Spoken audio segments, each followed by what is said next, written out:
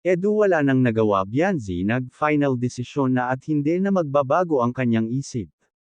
Edo napilitang pumayag, bago ko ipagpatuloy ang maiksing reaction video na ito hiling ko lang napatapusin ang panunood nito para malaman ang nilalaman nito at kung bago ka pa lang sa munting channel na ito paki-subscribe para lagi kang updated sa video ng mga kalingap. At pakisuportahan natin ang ama ng kalingap na Val Santos Matubang Ate Edna Vlog at si Kalingap Rab. Isang mapagpalang araw sa inyong lahat mga kalingap at shoutout nga pala sa patuloy na sumusuporta sa aking YouTube channel lalong-lalo na sa mga viewers natin na walang sawang nanunood at sumusuporta maraming salamat. Mga kalingap wala nang ang magawa itong si Edu sa kagustuhan ni Bianzi.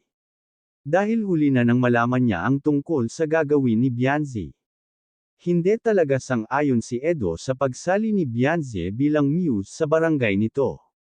Pero sinabi ni Bianzi na gusto talaga niya ang maging muse ng barangay nila para ma-experience naman niya ang mag-muse sa kanilang lugar kaya sa bandang huli ay pumayag na lang itong si Edo at nakikita niya kay Bianzi na persigido talaga ito maging muse.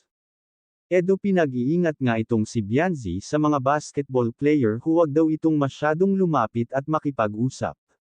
Wow, grabe ang selos ni Edo, parang sobra-sobra naman yata ang pagseselos nito. Natatawa na nga lang si Bianzi dito, dumako naman tayo sa lupa na napili ni Bianzi parang hindi nagustuhan ni Edo ang lupa na tiningnan nila dahil sobrang layo.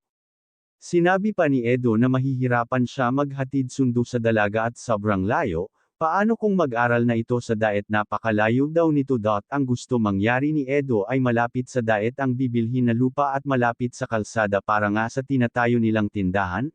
Kaya kung si Edo ang masusunod ayaw niya ang napili nila Bianzi na lupa kung pwede hanap pa daw ng iba, hanggang dito na lang ang update ko mga kalingap maraming salamat at God bless sa inyong lahat.